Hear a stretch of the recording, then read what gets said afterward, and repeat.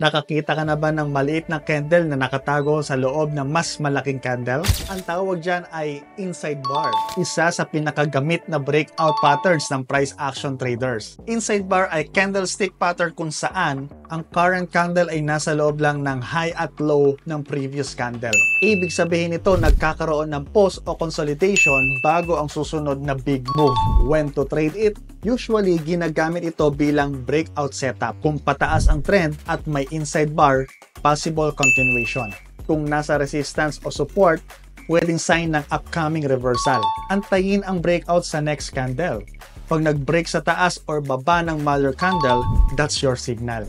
Hanapin ang inside bar sa trending markets, key levels kagaya ng SNR or supply and demand zone, at pagkatapos ng malalaking candlesticks. Less is more. Inside bars are silent before the storm.